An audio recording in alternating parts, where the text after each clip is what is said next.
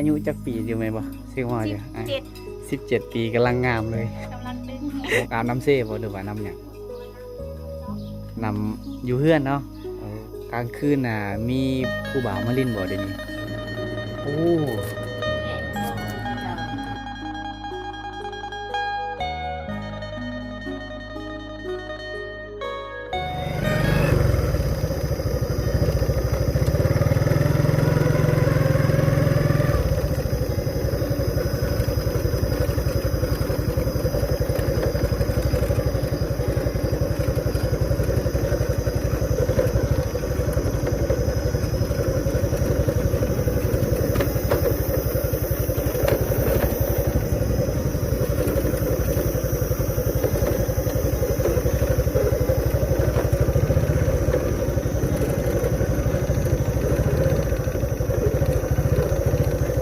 พระเจ้ามาแต่ไซหม้อ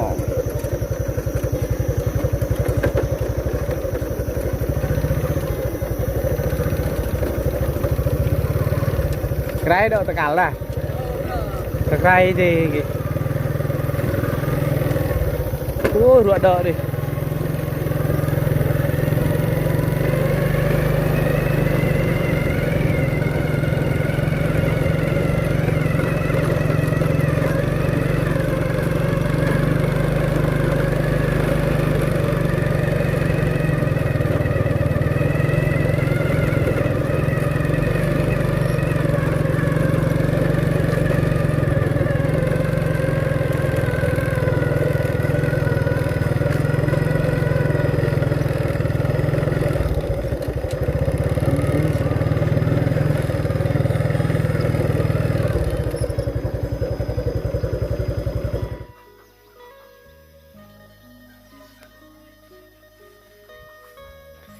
เอาสบายดีทุกคนสบายดียามตอนบ่ายตอนแรงแล้วทุกคนตอนนี้ก็1 โมงทุกคนเลย13 โมงปลายนี่แหละตอนนี้ไอ้เก้ก็ได้เดินทางมาที่หมู่บ้านนี่แหละทุกคนเป็นหมู่บ้านที่เคยมาเลยทุกคนเลยหมู่บ้านแก่งทะเมนะทุกคนเลยหมู่บ้านพระเจ้านี่กับบางที่กับพระเจ้าเฮ็ดมาใหม่คือกันไอ้เก้ก็ยังเป็น2-3 เดือนฮักกะมาได้เท่านึงตัวนี้ทุกคนยังไม่รู้ว่าพระเจ้าเฮ็ดอีหยังเนี่ยมาขี่มอเตอร์ไซค์ไปในระหว่างทางนะถ้าว่าฝนตกกะอาสีเมื่อบ่ได้ทุกคนวิดีโอนี้ก็เหมือนเดิมทุกคนเลยก็ได้พาทุกคนไปเที่ยวส้มในหมู่บ้านเลยทุกคนเลยอันนี้คือปักเลอร์หรือว่าโทรโขงของหมู่บ้านเขาเจ้าตอนนี้นะเขามีโทรโขงแล้วทุกคนอันนี้นะเขาเจ้าบ่ได้ใส่เลยแต่เก่านะเขาจะใส่นี่นะเวลามีเบียกมีงานนะเขาเจ้าจะร่วมการนี้อย่างเนี้ยทุกคนนี่แมนปามที่เห็นอาจจะแม่นหน่อไม้ได้ทุกคนนะเขาเจ้าเห็ดหน่อไม้หมู่บ้านเขาเจ้านี้เริ่มเห็ดหน่อไม้แล้วทุกคนเลยมาตอนนี้ไม่เท่าเพิ่งกะมาแต่ซ้อนกุ้งซ้อนป่านี่แหละคนเงียบบอกว่าเขาเจ้าไปใส่เงียบเลยตัวนี้จุดเก้าจุดเดิมนะทุกคนหลายๆครั้งในช่วงหลายๆวิดีโอในช่วงเดือน2เดือน4พวกนะเขาเจ้ามีงานแต่งงานนี้อย่างกะไอ้เคกะมาตลอดนะแต่ว่าช่วงนี้มาฤดูนี้กะบ่มีดอกงานแต่งนะทุกคนเขาเจ้าตากเครื่องแบบนี้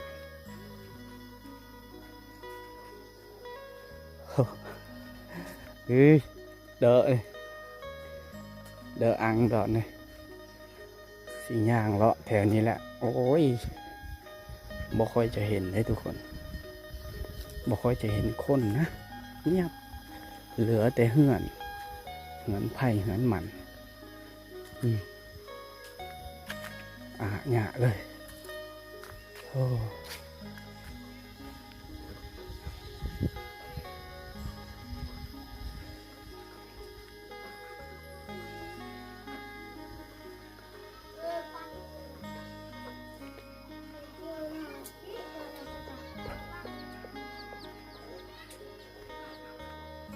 มาทีอยู่นี่แหละโอ้หานเขาเจ้านี่เขาเจ้าบ่ได้เปิดหานใหม่ๆเขาเจ้าบ่ได้เปิด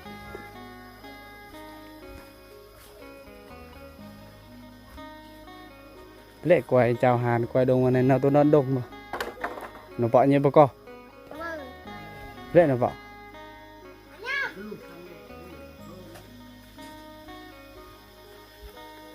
โอ้โห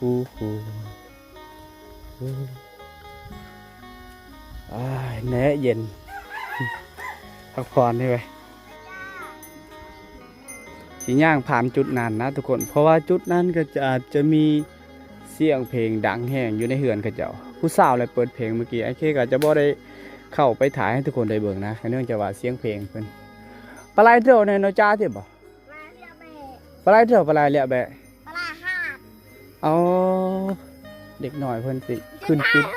ปิดเอามักอันนี้โอ้ปลายกล้วยจ่อมาปลายเกิดงันบ่เอาแม่ลองปล่อยมานำกล้วยจ่าแต่แรกจักหมากอีกอย่างทุกคนตัวกอด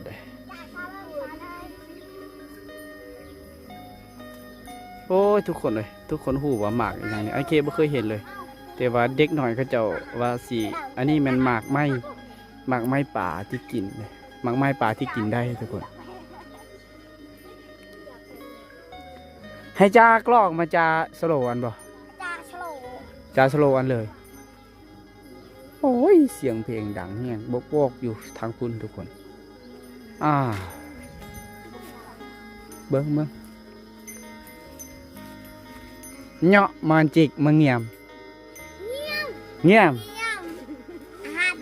อาหารแบะว้าวอาหารเดี่ยจะได้บ่อาหารเดี่ยสิลองเบิ้งรสชาตินะโอ้ยมากอย่างน้อมันให้จักลองต่อปืนบ่โอ้ยจักกันนอนเลยมีบาดเลยอันนี้มันหมากอย่างนะขอบใจนะจักหมากอย่างทุกคนเล็กน้อยปีดให้กินเดี๋ยวไอ้เจสิกินลองหมดนะนี่มันไม่ป่าคือกันได้ตัวนี้มันจะออกเป็นสีเหลืองๆแน่หน่อยนึงรสชาติสีหวานหน่อยนึงเอาทุกคนเลยบกินนะ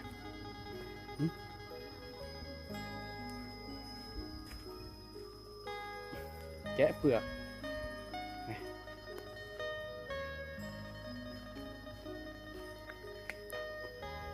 นี่เป็นหานขาที่มาหมู่บ้านนี้ก็ต้องบ่ผ่านหานขาตัวนี้โอ้แต่ว่าตัวนี้คือเจ้าปิดแล้วเขาอัดแล้วเจ้าของบ่อยู่บูหานเนี่ยอัดเนาะคอยเปาะไปแหละเปาะปกบ่มาเอ่ยเปาะปกโอ้หานเลยปิดดอกโอ้สินเอ่ยเพิ่นงามหลายโอ้ยพระเจ้าโฟกเลยพาคมจุดนี้เป็นจุดที่สูงเลยทุกคนนะเป็นจุดที่สูงกว่าหมู่อยู่ในหมู่บ้านนี่หาเหลี่ยวไปทางใดก็อาจจะเห็นเบิดหลังคาเลยจ้ะหลังคาเงี้ยทุกคนเลยเป็นหมู่บ้านที่กว้างที่สุดอยู่ในเขตภาคเสบังเฮียงเบืองนี้นะอยู่ในเขตเมืองสิปุ่นภาคเสบังเฮียงเบืองนี้เป็นหมู่บ้านนี่แหละที่กว้างกว่าหมู่มีอยู่100 ป่าย170บ่170หลังคาเงินทุกคนเลยประชากรก็อาจจะหลายแล้วนะนี่มักไม่ได้มักเน่ากินบ่ได้ถ้ากินแล้วเมาทุกคนไผสิกินนะถ้าว่าเมาของเมา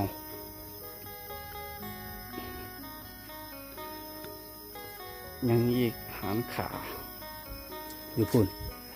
จุดนี้นะมองเก้าทางเส้นทางเก้าเดิมนะมองเก้ามองเดิมทุกคนนะจะหูทุกคนเลย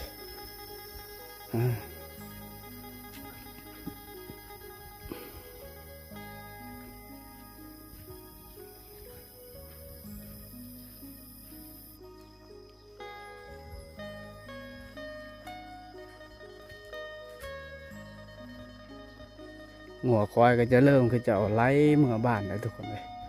สมองนี่นะนี่ก็หานขาไปแหละแต่ แต่ว่าห้านค้าตัวนี้ไอเคบ่เคยเข้าตอนใดไปเข้าห้านตอนนั้น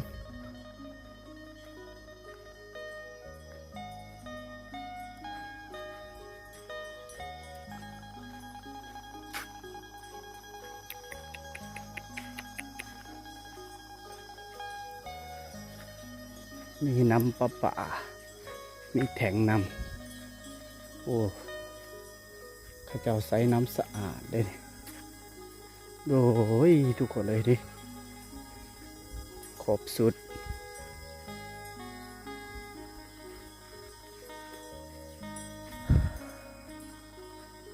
แกตะแกงบ่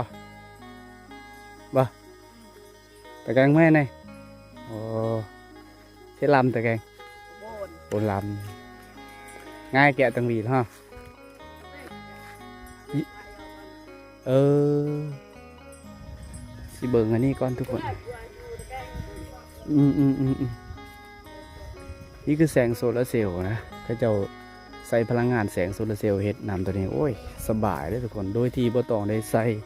ไฟฟ้าอีกอย่างเลยบ่ต้องเสียเงินจ่ายค่าไฟเขาต้องใส่แสงโซลาร์เซลล์อัตโนมัติสิเข้าไปเปิดเบิ่งนะตั้งแต่เห็นนะวันนี้บ่เคยเข้าไปเปิดเบิ่งลุงจ้าโอ้ยบ่ได้เปิดบ่ได้น้องเพิ่นว่าเพเบิดแล้วทุกคนลุงเจอที่ไซน้องเม่น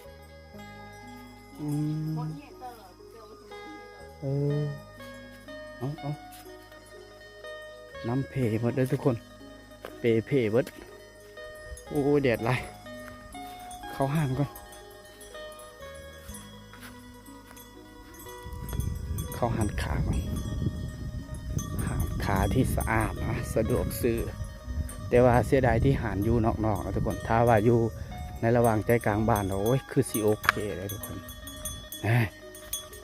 ซื้อเล็กซื้อโยมป้องเบียร์ต่างๆไอ้เพิ่นซื้อเบิดทีวี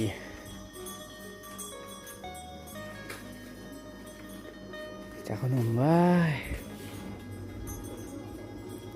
มีขนมหลากหลายอยู่ห่างสีเหลือกกินขนมไข่ปกติเราเดินทางเราต้องได้กินขนมไข่นะทุกคนเดินทางเพราะว่าบางช่วงก็ไม่ได้กินเข่าได้บ่มีเวลากินเข่ามีมดบ่กินนะมีมดอยู่นี่อย่างนี้มีขนมหลากหลายอยู่หานอายขายครบเลยได้ทุกคนขายขนมขายอย่างครบเลยขนมไข่บิมูชนิดนี้แต่ขนมไข่มัน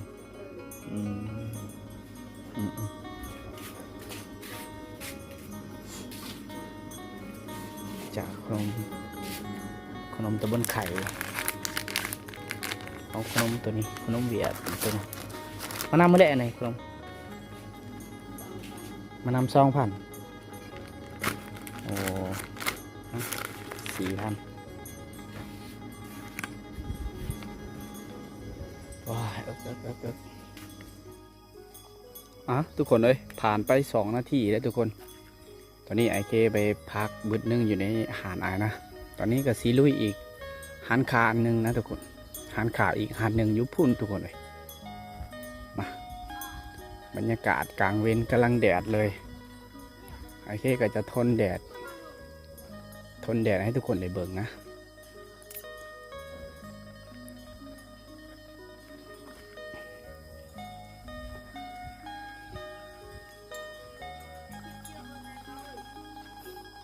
เป็นบนยัว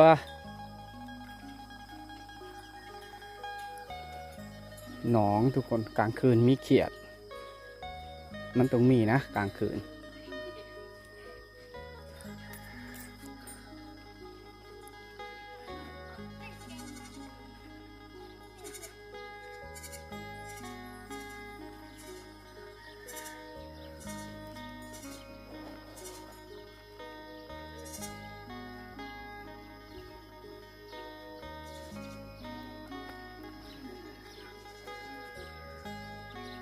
ไม่เท่าเพิ่นอยู่เลยอยู่ในห้าง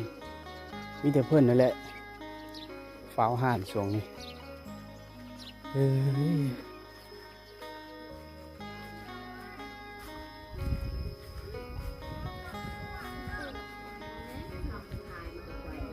ức ôi tao mong tệ chưa đây bốตื่นจิขนมแอมบ่หาเลือกขนมก่อนกินขนมก่อนบ้างโอ้ครบสุดฮะเปียกขนมเถอะจากีขนมนะกินน้ำนมก่อนในตู้เย็นครบสุดมีตู้เย็นครบเลยโอ้ตุ้มน้ำเล็กตะสอย10,000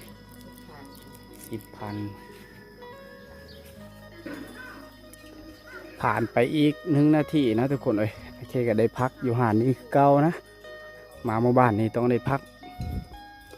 ซื้อกินขนมซื้อมาทุนเมื่อกี้เอาไว้เลี้ยงควายทุกคนเดี๋ยวก็สิย่างไปเบิ้งเด็กน้อยเลี้ยงงัวนะพ่อแม่เพิ่นไปให้ไปหน้าแล้วเพิ่นก็มาเลี้ยงงัวนะทุกคน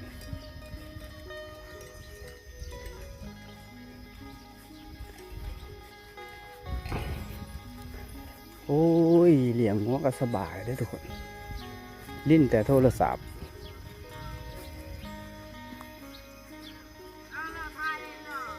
เดินยอตันเราเนี่ยโอ้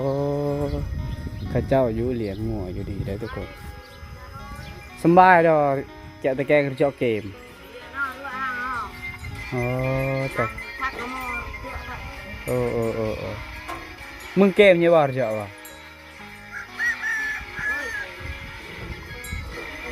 เอาทุกคนเลย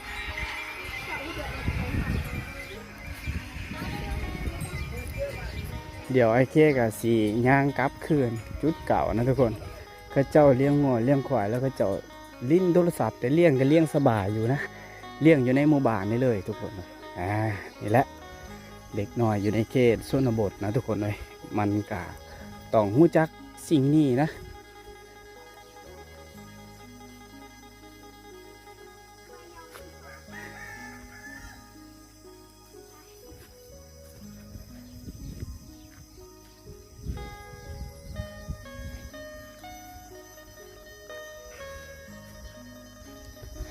อย่างลงไปจุดเก่าจุดเดิมนะ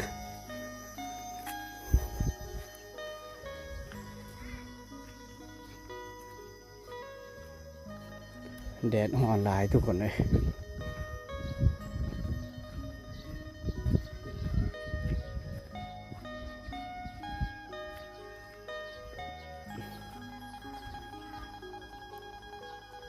อาจจะเงียบคนนะถ้าว่าตอนแรกก็อาจจะเห็นคน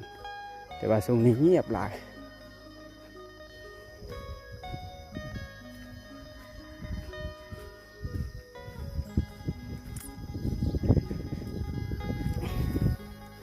ไอ้แค่ขี้ขานจะย่างไปทางพุ่นนะทุกคนจะโค้งทางพุ่นก็จะแม่นเลยแล้วก็จะโค้งไปอีก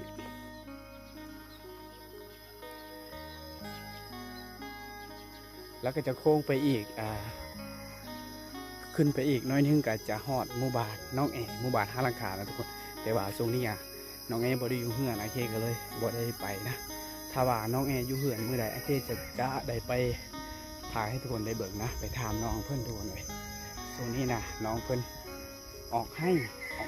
สวนนี่แหละกะอยู่บ้านกะบ่มีใครอยู่ก็เลยไอ้เคบ่ได้ไปนะแต่ว่าหมู่บ้านนี้กะ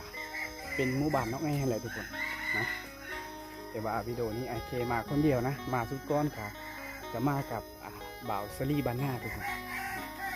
แต่ว่าตรงนี้ไอเคมาคนเดียวทุกคนเลย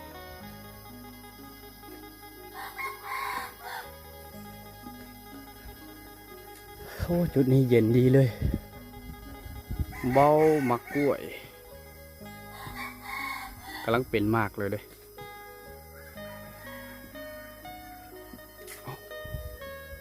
เสียงก็เจ้าตำเข้าได้ตุ๊บตับ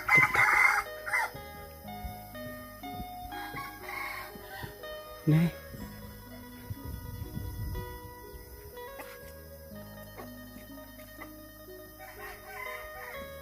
ก็เจ้าตำเข้า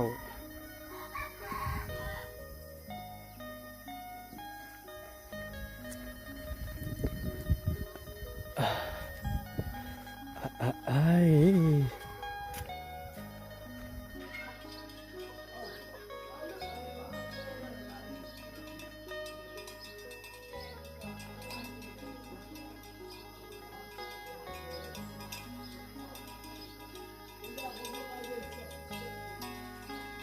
เขาเจ้าจะเลี้ยงงัวเลี้ยงควายก็ง่ายอยู่ได้ทุกคนเลยนะเขาเจ้าจะเลี้ยงแบบนี้หลามไว้หรือว่ามัดไว้ผูกไว้อยู่ตามเดินตามนี้นะแล้วมันก็จะกินสำหรับข้าเจ้าที่มีงัวควายตัวเดียวนะจะเลี้ยงง่ายอยู่ได้ทุกคนเลยนะไอเคก็ยังอยู่ในหมู่บ้านนี่แหละมีผู้สาวงามเรามาเอาน้องหรือว่าเอาหลานนะทุกคนผู้ประมอนเบะละตาติเด้อฟาติเด้อ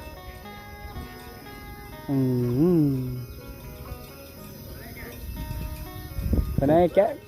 กตะแกงบ่แกตะแกงเอาเพิ่นก็เลี้ยงงัวอยู่น้องเพิ่นเอ้ยทุกคนเลยเอาโอ้ย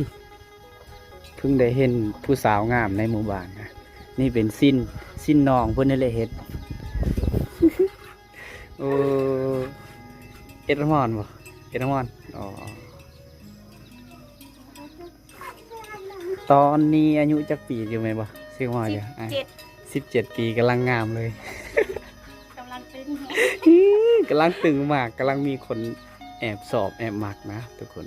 ตอนนี้อายุ17 ปีมีแฟนหรือบ่โสดแต่ละมือบ่ได้เห็นอย่างมีแต่เอาหลานนี่เนาะ17 ปีน้องคนวานยังโสดนะทุกคนลินเฟสบ่ลินจักเฟสเฟสเดียวเว้ยเฟสเดียวเนาะทุกคนIK5ก็เห็นเป็นครั้งแรกหรือว่าครั้งทมิตรสาวงามอยู่ในหมู่บ้านนี่นะมาแต่ละเทื่อกะบ่ค่อยจะเห็นน้องเลยทุกคนเลย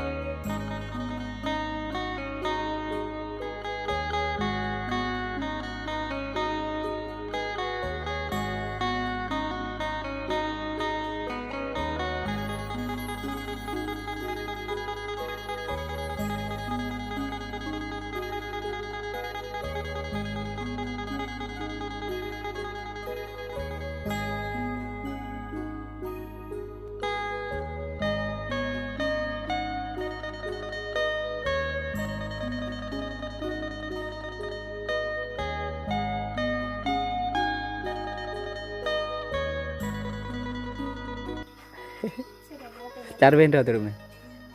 ปลานิ่นกินปลานิ่นเนาะตอนเช้านี่กินอาหารปลานิ่นทุกคนเลย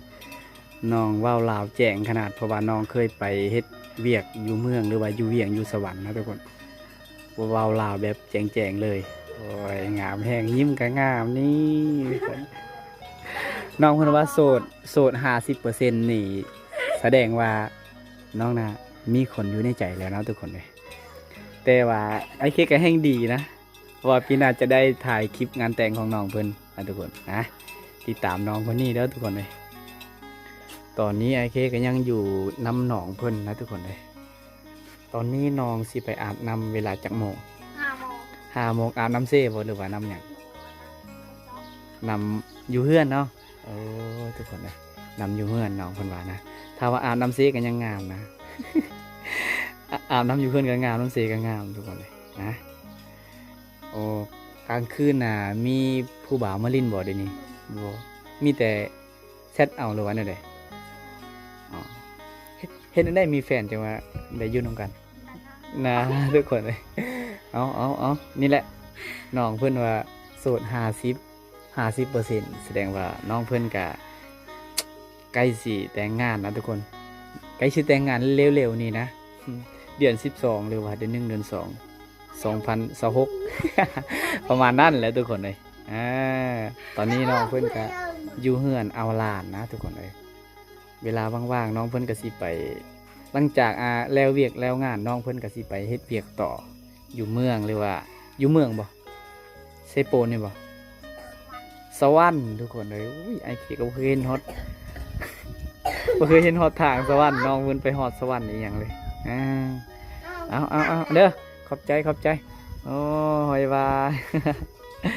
ทุกคนเลยตอนนี้ก็เวลาประมาณ15 โมงนะทุกคนเลย3 โมงไปแล้วไอ้เก๋ได้พักอยู่นี่นะทุกคนได้พักอยู่กับได้เว้าได้นั่งลิ้นกับน้องเพิ่นนี่แหละได้ทำความรู้จักอย่างนั้นนี่นะมันเป็นคนรู้จักเป็นคนรู้จักนะทุกคนแต่ว่าไอเคบ่ค่อยจะเห็นน้องเพิ่นเพราะว่าน้องเพิ่นบ่ค่อยจะอยู่เฮือนนะไปเฮ็ดเวียกบนอื่นไปหาเงินหาค่ำมันแหละภาษาของผู้หญิงอะไรทุกคนนะนี่แหละสาวงามบ้านป่าทุกคนเลยครั้งแรกได้เจอสาวงามบ้านป่าน้ำกับบ่ค่อยจะมีคนมาตักเพราะว่าเขาเจ้าเฮ็ดเพเบิดแล้วน้ำกับน้ำเพเบิดแล้ว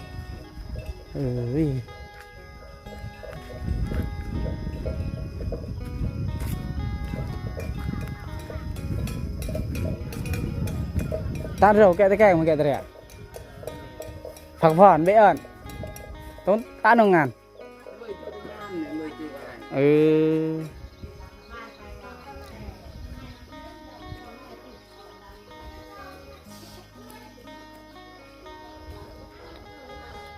ได้ออกจากจุดนั่นแล้วนะทุกคนเลยตอนนี้ไอ้เคกสีย่างเมื่อโมเมนต์ย่างเราขี่รถเมื่อทุกคนบ้าหมากลำใหญ่ดกขนาดเลยปีนี้โอ้ปลายกูไปวันนี้ไม่ได้ตะทาวาจีนเนี่ยไม่ได้จ้ะ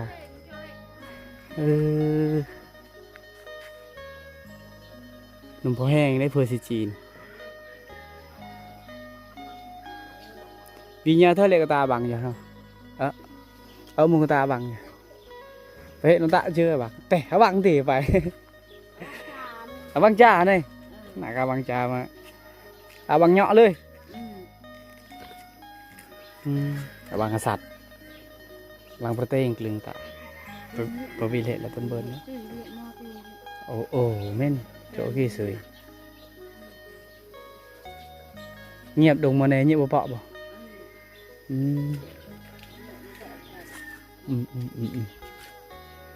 ก็ให้ยำnày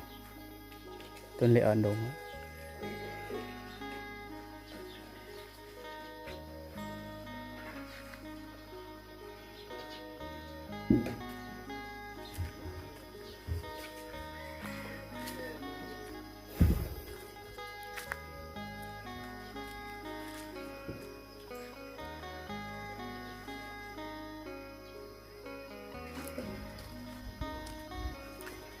ย่างว่าจุดเก่านะบอลจอดมอเตอร์ไซค์ไว้เดี๋ยวกาสี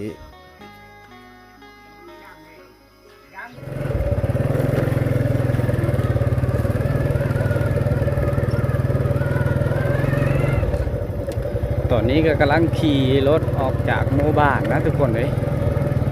ผมไม่ค่อยจะเห็นคนหลายปานใดมีแต่ได้เห็นน้องเพิ่นนะทุกคนนี่แหละน้องเพิ่นได้เอาล้านเมื่อกี้น้องม่อมสาวงามประจำหมู่บ้านนะแต่ว่าไอเคกะบ่ค่อยจะเห็นน้องเพิ่นอันนี้กะถือว่าเป็นครั้งทมิตรหรือว่าครั้งแรกได้เห็นน้องเพิ่นอยู่บ้านนะทุกคนก็เลยถามเล็กๆน้อยๆนะไอเคเป็นคนที่บ่เก่งถามเรื่องผู้สาวนั้นนี่นะมีแต่ถ่ายไปเรื่อยๆให้ทุกคนได้เบิ่งนะถามนั้นนี่นั้นยอมทุกคนเลยแต่ว่าไอเคก็จะพยายามให้ทุกคนได้ฮู้ได้เห็นได้นะทุกคนเลยนะนี่คือน้ำน่องน้ำห้วยก็เจ้าอัดเลยช่วงนี้อาจจะมีป่าไปพ่อมาฮอดแล้วดูเดือน1เดือน2นะน้ำห้วยจุดนี้อาจจะแห้งนะในวิดีโอไอเคทุกคนน่าจะเห็นดอกช่วงน้ำแห้งทุกคนเลยนี่แหละวิถีชีวิตชาวบ้านนะการใช้ชีวิตในช่วงนี้ทุกคนเลย เด็กน้อยก็จะเลี้ยงงัวเลี้ยงคะเลี้ยงควายช่วยเวียกพ่อเวียกแม่นะเวียกอายเอื้อยเขาต้องว่าช่วยเวียกครอบครัวนะทุกคนอย่างที่ทุกคนได้เห็นนั่นแหละตอนนี้ก็กำลังสี่ขี่มอเตอร์ไซค์หรือว่าขี่รถจักรเมื่อบ้านทุกคนเลยมา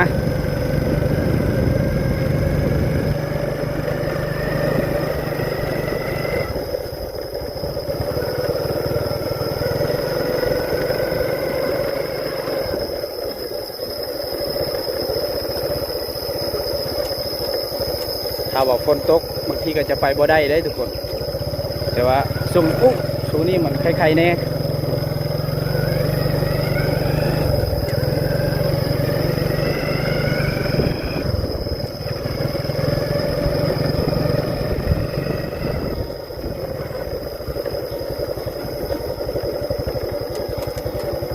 มันต้องมีทางแหวะบนไป